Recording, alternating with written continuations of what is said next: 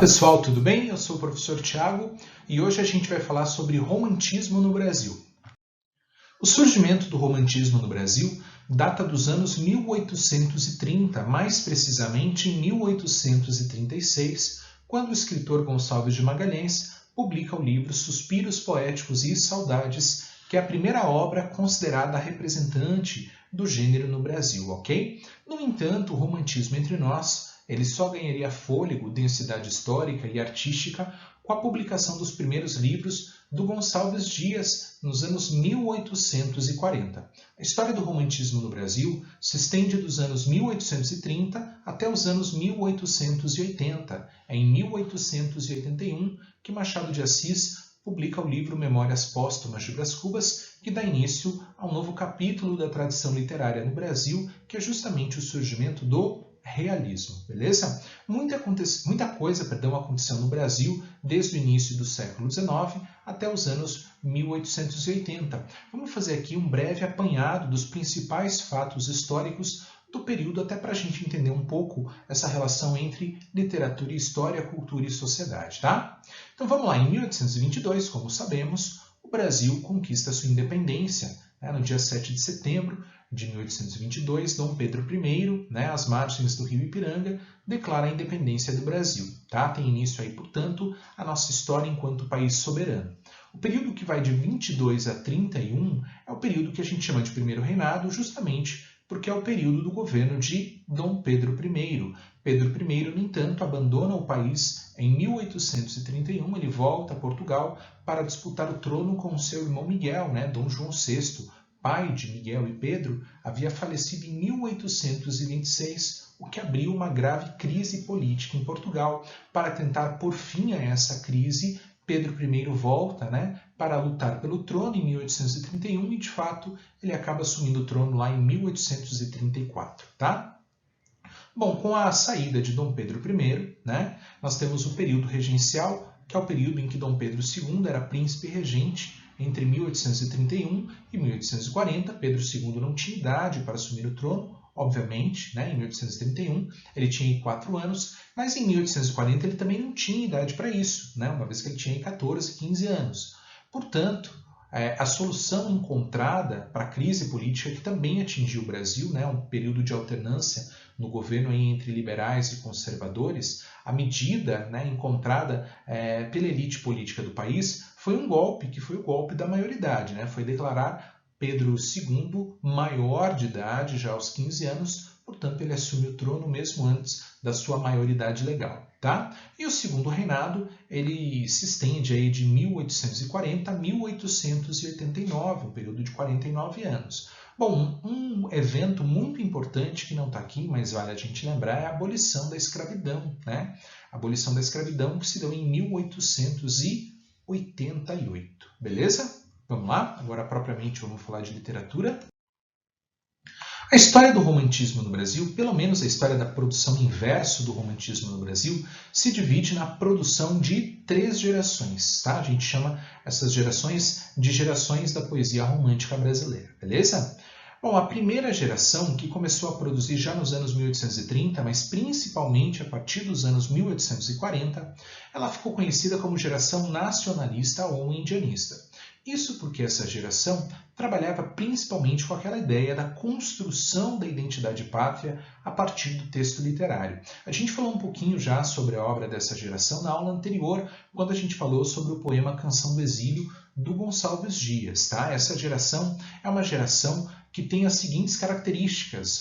Construção da identidade nacional a partir do texto literário. Lembrem que o Brasil era um jovem país independente, em busca, portanto, da construção da sua identidade. Beleza? Depois a idealização da pátria, o orgulho pátrio, projetavam-se sobre a pátria características desejáveis, a idealização da natureza e do índio. A natureza surge aqui como grande razão do orgulho pátrio e o índio idealizado. O índio vai servir como herói nacional, representante das nossas origens mais nobres. Gente, essa geração também escreveu sobre outros temas.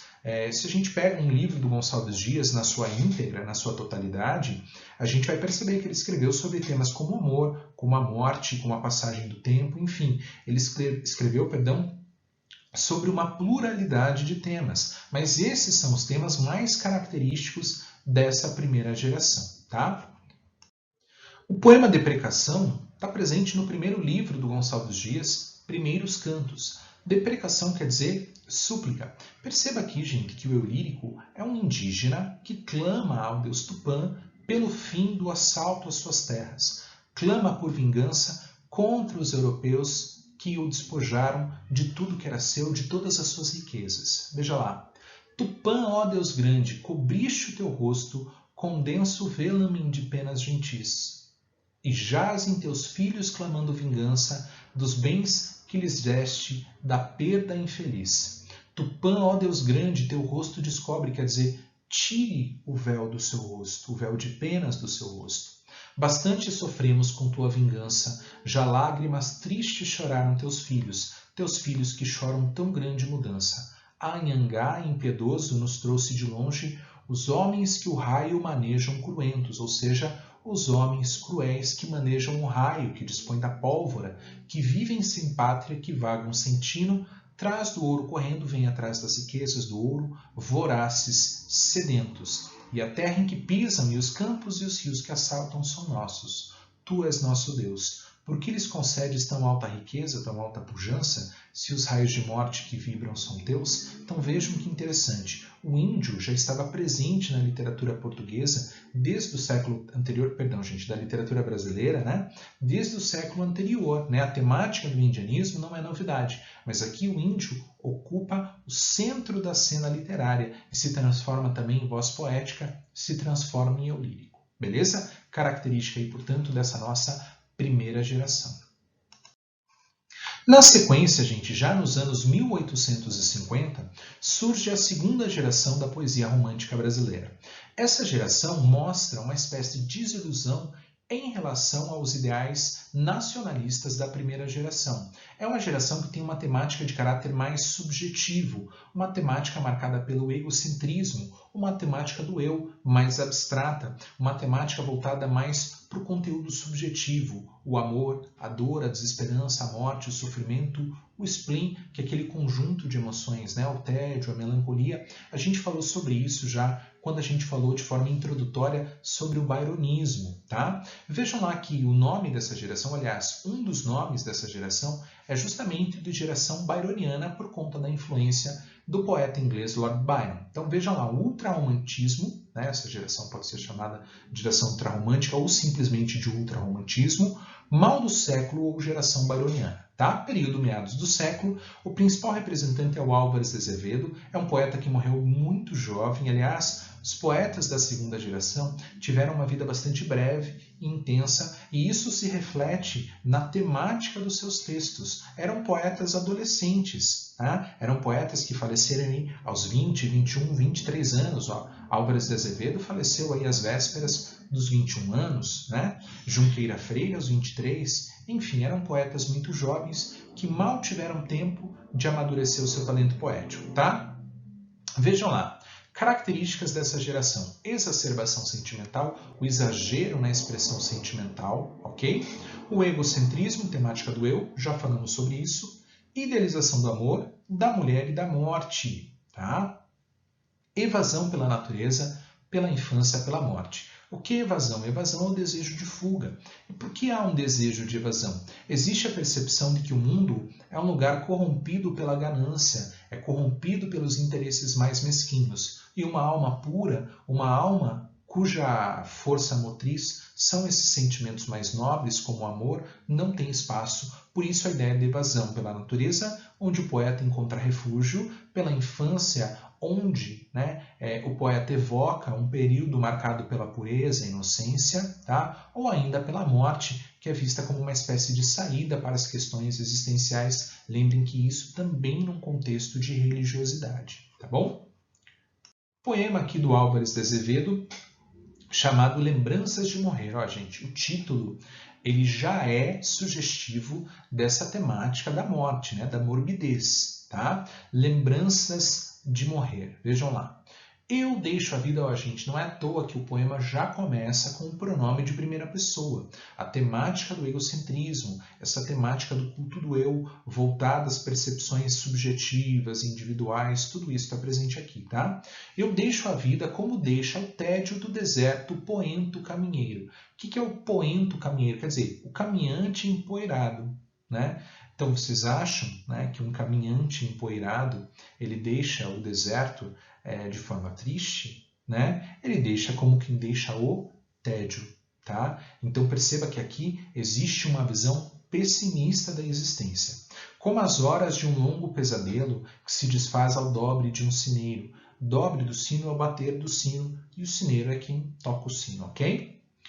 Se uma lágrima as pálpebras me inunda, se um suspiro nos seios treme ainda, é pela virgem que sonhei que nunca aos lábios me encostou a face linda. Vejam a idealização da mulher, né?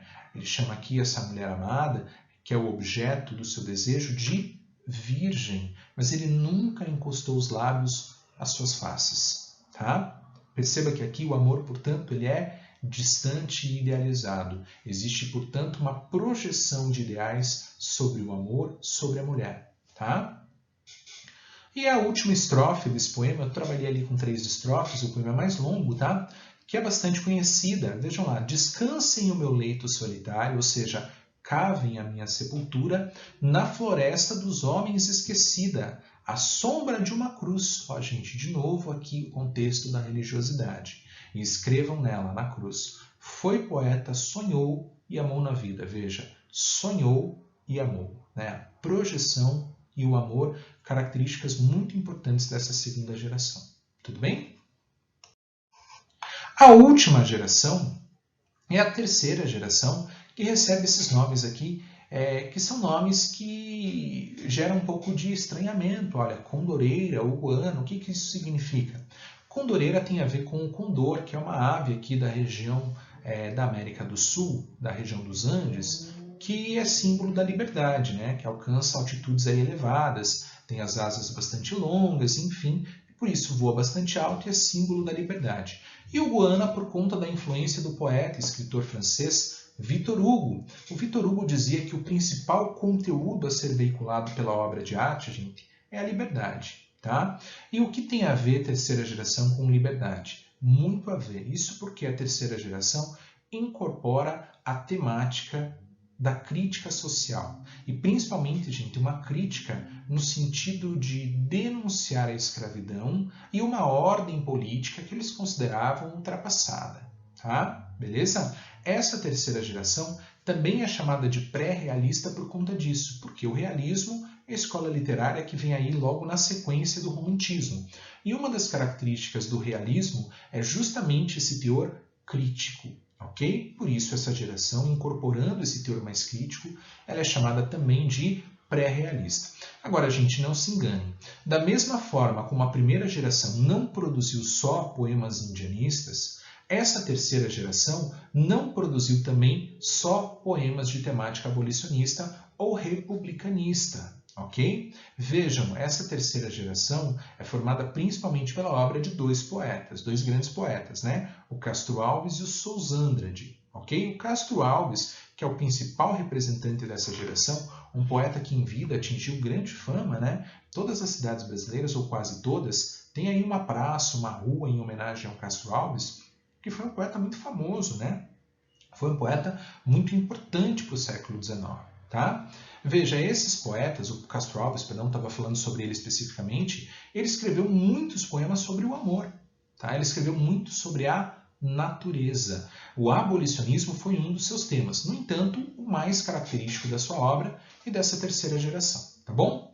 Essa geração produziu nos anos 1860 e 1870, quando o movimento abolicionista no Brasil já estava bastante articulado. Importante lembrar que um dos grandes focos abolicionistas do Brasil era uma faculdade de Direito em Pernambuco, no Recife, tá? Na cidade de Recife, em Pernambuco, e o Castro Alves estudou lá, né? Na verdade, boa parte dos nossos intelectuais do século XIX tiveram essa formação, tá? Beleza? O principal representante é o Castro Alves, baiano, morreu bastante jovem também, né? E as características da temática social, a gente já falou bastante sobre isso, e o pan-americanismo do Sousandrade. O que é o pan-americanismo? O pan-americanismo, gente, é uma consciência, tá, de pertencimento à América. Tá? É uma consciência que envolve aí todos os habitantes do continente americano. Vejam, lembrem, né, que os jogos pan-americanos são jogos entre os países, né, que compõem o continente, esse grande continente que é a América. Tá? Beleza? Para exemplificar a produção da terceira geração de poetas românticos brasileiros, eu trouxe um poema do Castro Alves chamado A Canção do Africano. Lá na úmida senzala, sentado na estreita sala, junto ao braseiro no chão, entoa o escravo seu canto, e ao cantar correm-lhe em pranto saudades do seu torrão, saudade da sua terra, né?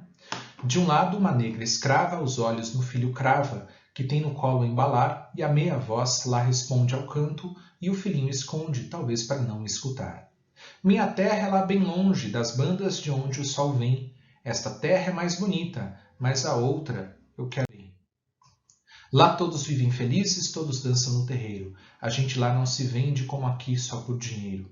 O escravo calou a fala, porque na úmida sala o fogo estava a apagar, e a escrava acabou seu canto para não acordar com o pranto seu filhinho a sonhar.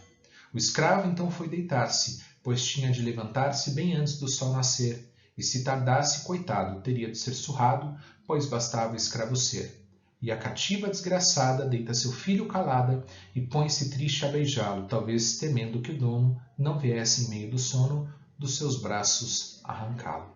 Então perceba, gente, que se descreve aqui a escravidão sob a perspectiva de uma família de escravos, ou seja, o escravo aqui ele ganha o centro da cena literária, a exemplo do que havia acontecido com o índio lá na poesia da primeira geração. A diferença é que o índio era profundamente idealizado e o escravo e a escravidão eram descritos de forma mais realista, de forma a ressaltar os aspectos absurdos da manutenção da instituição da escravidão quase aí às vésperas do século XX no Brasil, beleza? Gente, essa aula é só introdutória, é claro que a gente vai voltar a falar dessas gerações e é claro que a gente vai falar também sobre esses poetas aí de forma mais cuidadosa, ok? Nós nos encontramos nas próximas aulas. Bons estudos. Tchau, tchau.